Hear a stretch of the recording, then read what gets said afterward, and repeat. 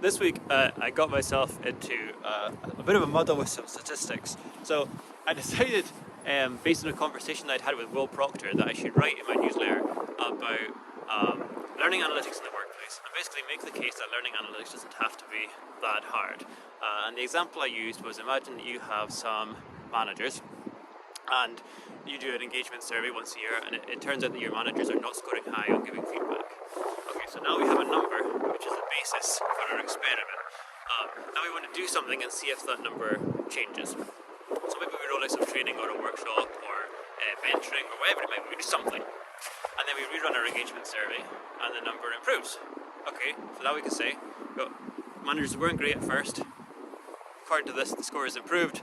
Our thing worked. Now there's a problem with that, which is we don't know if the thing that we did made a difference or if it was just random chance. Okay, so how do we now answer that question? Well, we can do this by having two groups. So imagine you've got your managers, or if you group all your managers, and then you split. So one group gets the thing, one group doesn't, and we compare scores for both those groups, and we might see that the managers who got our learning intervention, their scores improved and the other ones didn't.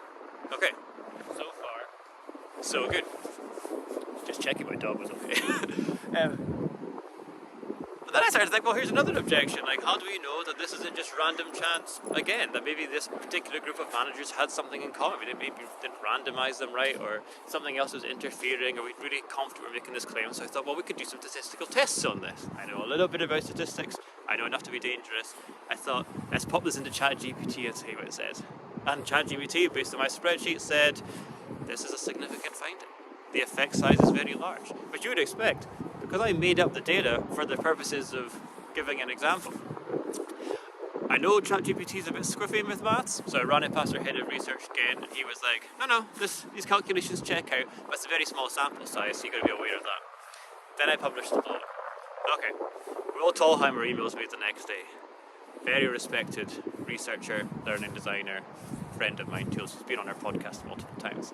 He says, Ross, I think that your newsletter is wrong. I think your data doesn't look real. It's too perfect. I don't think that you can reasonably do these statistical tests. Are we sure that ChatGPT is doing things right? Can we really make these kind of claims? And can you actually convert, well, in my example I'd used, agree, strongly agree, disagree as a sort of Likert style scale, can you really convert those to numbers? These are all valid criticisms.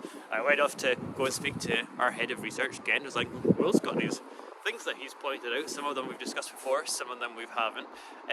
What do you think? We went back and forth, and then went back and forth with Will. And I think at the end we basically decided my example was fine. There was nothing wrong, really, with what I did.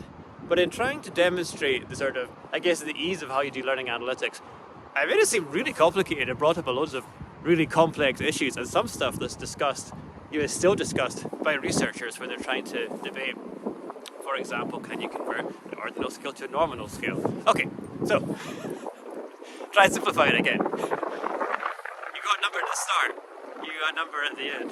Did that number improve? And if it did, how confident are you that it was because of the thing you did? One way to do this is to keep repeating that thing and see if the same thing happens. Then you'll get more of a sense of whether you're actually responsible for that or not. There's a much simpler way to do this. I'm going to rescue my dog now, who is running off with this random guy that went past. Alright, I hope that was interesting. I'll see you next time. Bye.